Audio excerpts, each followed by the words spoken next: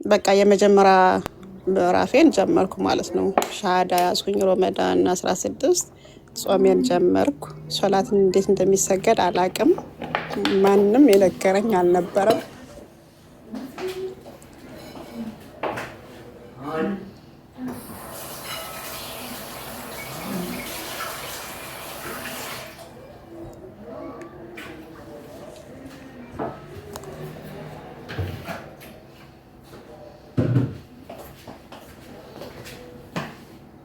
አይዞሽ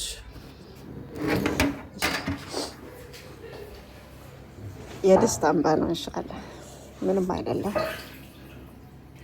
እና የዛን ቀን ማታ ረመዳን 16 ሻሃዳ ያዝኩበት ቀን ጓደኛዬ ጋር መጣሁ። ደስ የሚል አቀባበል ነበር ያደረጉልኝ።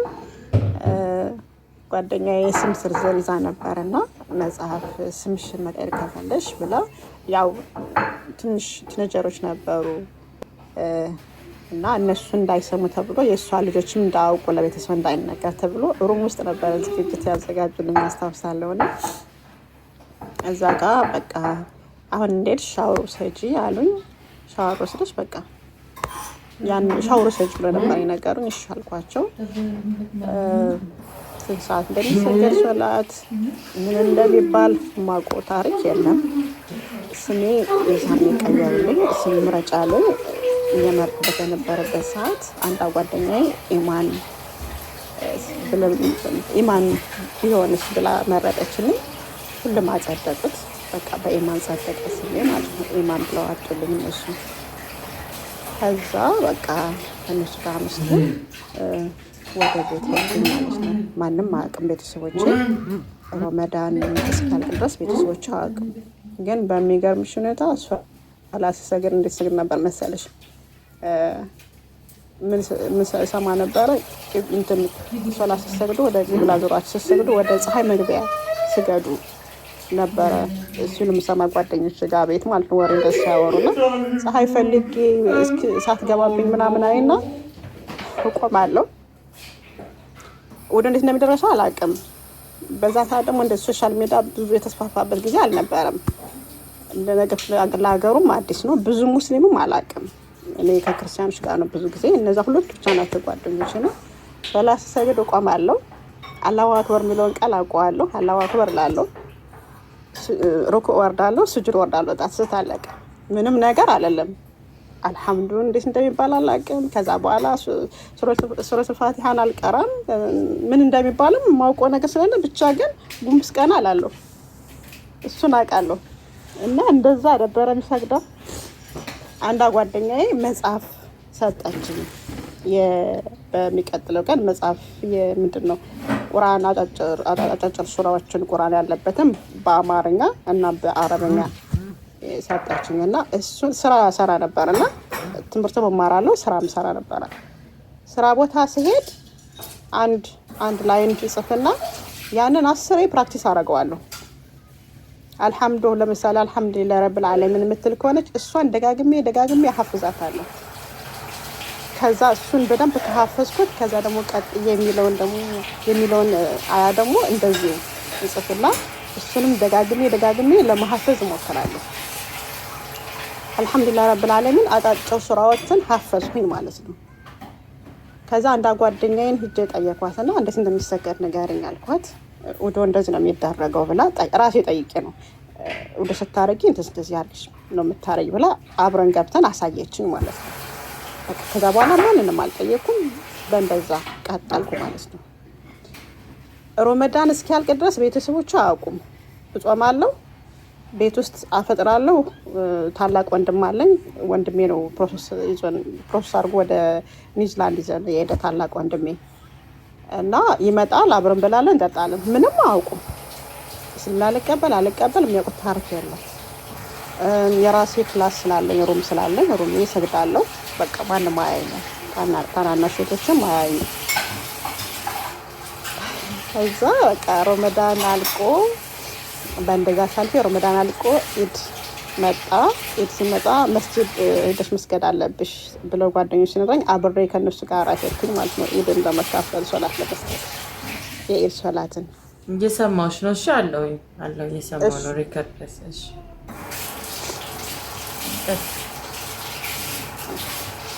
ከዛ ሶላት ተሰገደ። የኢድ ሶላት ተሰገደ። አባያ ለብሻለሁ። በቃ ጥቁር በጥቁር በአጠቃላይ ለብሻለሁ። አባያ የለበስኩትና ሶላት ካለቀ በኋላ ጓደኞቼ ዝየራ ይሄዳሉ መሰለኝ፣ በየቤቱ ይዘይራሉ እና እኔ አላውቅም። እሱን አብረን ሲሉኝ አብሬ ተከትዬ ዝየራ ትላልቅ እናቶች ጋር እየሄዱ ይዘይራሉ እና እነሱ ጋር አብሬ ሄድኩኝ። አብሬ ሲሄድ የምታውቀኝ እዛ እንግዲህ መዝሙር ሳቀርብ ከበሮ ስመታ ነው የምታውቀኝ ቸርች እንጂ እንደዚህ ሙስሊም ትሆናለች ብላ አትጠበቅም። እዛ ሲሄድ ተገናኘን። እኛ ዘይረን እንወጣ ስንል እሷ ደግሞ እንኳን ያደረሰች ልትላት ትመጣለች። ክርስቲያን ነች። ልክ ስታየኝ እኛ ተነስተን ልንወጣ ስል ነው እሷ የመጣችው። አየችኝና ቁጭ ብድግ አለችና ደነገጠች። አንቺ ግዳይ አይደለሽ አለችኝ። አዎ ግዳይ ነኝ አልኳት። የዛኔ ቁጭ አለች ተረጋግታ ማለት ነው። ወላሂ ነው የምልሽ፣ ሳልወጣ ነው ከነሱ ራሱ አልወጣውም ከቤት። ቀድማ ወጣች። ቁጭ ብላ ተነስታ ቀድማ ወጣችና እንግዲህ ብዙም የራቀች አይመስለኝም። ወታለች። ስልክ ለመደወል ነው ደውላ፣ ለወንድሜ ሚስት ቀጥታ ደውላ ተናገረች። እህታችሁ ሰለመች እንደዚህ አየዋት ምናምን ብላ አናውንስመንት እንግዲህ በቃ ተለቀቀ ማለት ነው። እኔ አገር ሰላም ነው ብዬ በቃ ጓደኞቼ ጋር እዛ ቆይቼ ሙሉ ቀን ውዬ ማታ ስመለስ ወንድሜ ተነግሮት ለእናቴ ሄዶ ወይ ገላታለሁ ወይ ራሴን አጠፋለሁ፣ እዚህ ቤት አስወጫት አላት ማለት ነው። እዛ እናቴ አላወቀችም፣ አልሰማችም። 14 ቀን ነው እንግዲህ የደበኳት። በጣም የገረመኝ እናቴ አልተማረችም፣ ፊደል አልቆጠረችም። ልክ ቤት ስመጣ ምንም አላለችም። የተናገረች ነገር ነበረ፣ ሃይማኖት የግልሽ ነው፣ አንቺ በሰራሽ ስራ ማንም አይጠየቅም፣ ግን ብትነግሪ ምን ችግር ነበረው ምናምን አለችኝ እናቴ። ከዛ ምን ነው የምነግርሽ ነው መስለት ሙስሊም ሆንሽ አይደል ምናምን አለች። እዛ እኔ ማን ነገረሽ እንዴት ሰማሽ አላልኳትም፣ ማን እንደነገራት ስለማውቅ። ግን አሁን በቃ እናንተ ስትጋደሉ ማየት ስለማልፈልግ ውጭ አለችኝ ማለት ነው እናቴ። በቃ የዛኔ ለመጀመሪያ ጊዜ ነው በቃ ቤተሰቦቼ እኔ የትም ቦታ ብቻዬን ተሰድጄም ሂጅም አላቅም፣ ወጥቼም አላቅም። ለመጀመሪያ ጊዜ ቤት ወጣው ማለት ነው በፈቃደኝነት። መጀመሪያ ለምን ብያት ነበር፣ እኔስ ልጅሽ አይደለም ወይ ምናምን ብያት ነበረ። አይ አንቺን ብትሞችብኝ ልጄ ነሽ፣ እሱም የሆነ ነገር ቢያደርግ ልጄ ነው፣ ሁለታችሁም ስትጋደሉ ማየት አልፈለግም ነበር እናቴ መልሷ። እዛ እሺ ብዬ በቃ ወጣው። ወጥቼ ሄድኩት ወደ አሰለሙኝ ማለት እስልምና ሻዳ እንደዚህ ሰጠኝ አረቡ ጋር። በቃ ምን ብለውኛል፣ ኤኒ ታይም የሚቸግርሽ ነገር ካለ እኛ ጋር መምጣት ትችላለሽ ብለው ነበር ነው። ወደ እነሱ ነው ሄድኩት።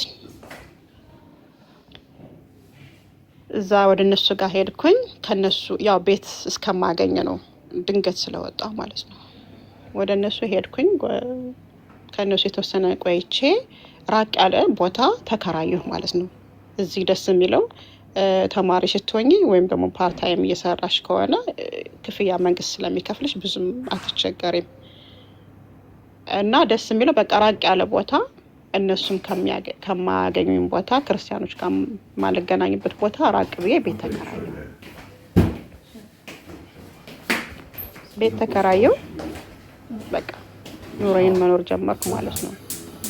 ወንድሜም አያየኝም፣ እናቴም አታየኝም፣ አንገናኝም፣ ወንድሞቼም አያየኝም፣ ማንም ሰው አያየኝም። ራቅ ያለ ቦታ ነው።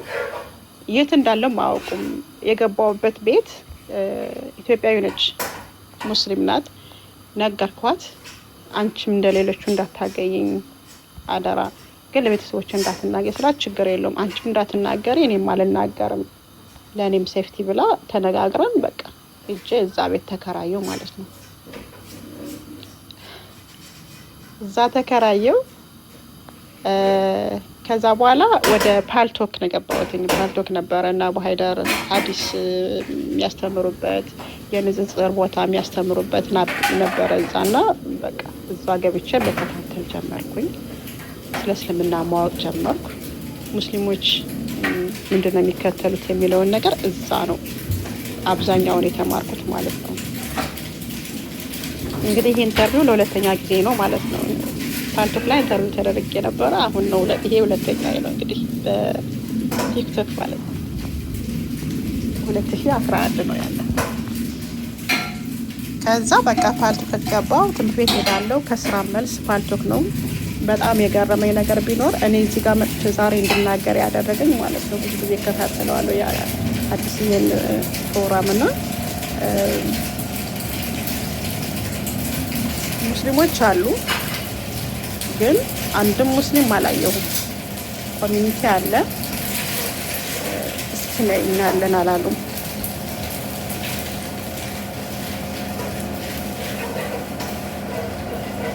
በጣም የሚያሳዝነው ፓርት እሱ ነበረ። በቃ ጓደኞቼ ጋርም ተለያየሁ፣ ጓደኞችም ተለያየን፣ አንገናኝም። እዛ ጋር ሙስሊሞች እንዳሉ ይነገረኛል። ግን ከዛ እዛ ፓልቶክ መጥቼ እንደገና ሻሃዳ አቡ ሀይደር ሰጥቶኛል። አዲስ የሰለመች ምናምን ብሎ ይሄ ሻሃዳ እንዲይዝ የወሰደኝ ልጅ እዚህ ጋር መጥቶ ተናግሮ ሻሃዳ ሁለተኛ ማስይዘውኛል በአቡ ሀይደር ማለት ነው። እና እዛ በኋላ በቃ ሁሉ እዛ ያሉ ሙስሊሞች ለእኔ እህትና ወንድሞቼ ነበሩ። በጣም ነበረ የሚከታተሉ። ስጠፋባቸው የት ገባሽ ይላሉ። የኔ ስልክ እንኳን ሰጥቻቸው የኔ ስልክ ብቻ እንኳን በቂ አይደለም ብለው የሚያስቡ ነበረ። በቃ የአንዷ ጓደኛ የስልክ ሰጥቼ ነበር፣ አማራጭ ሳጣ ማለት ነው። ብትጠፊ በምንድን ነው የምናገኝሽ ምናምን ብሎ ፈርተው እና አንድም የኒውዚላንድ ሙስሊም እስኪ ነይ የኛ ኮሚኒቲ አለ ነይ ተዋወቂ ምናምን ያለኝ ሰው የለም። ግን አንዲት በጣም እናቴ ማለት ከእናቴ ቀጥሎ ሁለተኛ እናቴ ብዬ የማስባት አንዲት ሙስሊም እስከነባሏ አላህ አጀራቸውን ድርብ ያርግላቸው አላህ ሱብሓነሁ ወተዓላ ጋብዛኛለች እንደሰማች ማለት ነው። እና ተቀብላለች ምናምን ሲባል እሷ ጠራችኝ፣ ግብዣ ጠራችኝ። እሷ ጋር ሄድኩኝ። በቃ ከእሷ ጋርም አልተገናኘንም። አንዴ እንደጠራችሁ ነው። እዛ በኋላም የት እንዳለው አታውቅም። እዛው እንዲያውም ለእሷ አቀርባታለሁ። ግን ሌሎቹ እስኪኔ ብለው እንትን ስላላሉኝ እሷንም ጭምር ነበር አንድ ላይ ያገለልኳት። የሚገርምሽ በጣም ተሰማኝ። ቢያንስ ክርስቲያኖች እውነት አላቸው። ያው ክብራችን ተነካ ምናምን በሚል ነው የሚያገልብሽ። ሙስሊሞች ግን ምክንያታቸው ምን እንደሆነ እንኳን አታውቂውም። ሱብሃንአላህ። ግን አልሐምዱሊላህ ረብል ዓለሚን አንድ እንድትጸኝ የሚያደርግሽ እዚህ ጋር ስትመጪ አንድና አንድ አላህን ፈልገሽ ነው፣ ማንንም ፈልገሽ አይደለም። እና በቃ በዛን ሰዓት እኔ አላህ ያለኝ ነበር መጠቅ ገባሽ። እነሱ የተወሰነ ጊዜ ተሰማኝ። ለምንድን ነው የራቁኝ ምናምን የሚል ጥያቄ ጠይቅ ነበረ። ያለ እኔ ምንም ነገር አያርጉም ነበር ጓደኞቼ። እዚህ ጋር ግን እስልምና ስቀበል ራቁኝ፣ ጥያቄ ጠይቅ ነበረና ምንም አልመሰለኝም። በኋላ ላይ ግን በቃ እኔ ፈልጌ የመጡት አላህ ሱብሓነሁ ወተዓላ ነው፣ አላህ የለኔ በቂ ነው የሚለውን ነበር ያዝኩት። እና ደሳስ የሚሉ እህት ወንድሞችም ሰጠኝ በፓልቶክ። አልሐምዱሊላህ ረብል ዓለሚን። በየቀኑ የት ደረስሽ የት ገባሽ ሁሌም እየደወሉ ይጠይቁኛል። ለደቂቃ ከጠፋሁባቸው ስልኬ ካላነሳ በጓደኛ ይደውለው ይጠይቃሉ፣ የት ደረሰሽ። በቃ በጣም ነበረ የሚፈሩት። አልሐምዱሊላህ ለአንድ አመት ቤተሰቦችን አላየዋቸውም። የት እንዳለውም አያውቁም። በእንደዛ እየተማርኩኝ አልሐምዱሊላህ የያሲን ኑሩ ካሴትን አዳምጥ ነበረ። የኡስታዝ በድሩ ሁሴን በቃ የብዙ ካሊድ ክብሮም ወንድሜ ካሊድ ክብሮም አንድ ላይ የሰለም ነው። በዛ እሱም የሰለመበት ጊዜ ነበረ አስታውሳለሁ። እና በቃ ደስ አለኝ። ፓርቶ ላይ ደግሞ ሲሰማ ብዙ ነበር እየሰለሙ ማለት የነበሩትና አልሐምዱሊላህ ረብል ዓለሚን። በቃ ይሄ ትልቅ ኒዕማ ነው። በእነሱ በጣም ነበር የምጽናናው። በቃ ሞራል እየተሰማኝ መጣ። ትክክለኛው ላይ እንደቆም ተሰማኝ። እዚህ ጋር አቡ ሀይደር የንጽጽር እድል ሲናገር በጣም ነበረ በቃ ደስ የሚለኝ፣ በጣም ነበረ የምወደው። እና የእሱ ትምህርት ለእኔ በጣም ገንብቶኛል ማለት እችላለሁ። በእምነቴ እንድጸና አድርጎኛል። እስልምና ሳላውቀው ነው የገባሁት፣ ግን በእሱ ትምህርት በእነሱ ትምህርት እዚህ ጋር ብዙ ነገር ለውጦኛል። አልሐምዱሊላህ ረብል ዓለሚን። እስልምና እንዳውቀው መንገዱን ከፈቱልኝ እና ለእኔ ፓልቶክ ባለውለታዬ ነው ማለት እችላለሁ። ብዙ ጓደኞቼ፣ ወንድሞቼ፣ እህቶችን ያፈራሁበት የተማርኩበት ደሳስ የሚሉ ኡስታዞች የነበሩበት ጊዜ ነበርና አልሐምዱሊላህ ረብል ዓለሚን። ሌላ እንግዲህ የረሳሁት ነገር ካለ ጠይቂያለሽ። የሚጣፍጥ ትምህርት እያገኘን ነው እና የዛሬው ደግሞ ይለያል። በጣም ነው የሚገርመው። እሺ የታችን ሰው አም ሶ ሶሪ ወች ቢንቱ ለበጎ ስለሆነ አለ ያንን መንገድ ማለፍ ስላለብሽ ነው አንዳንድ ጊዜ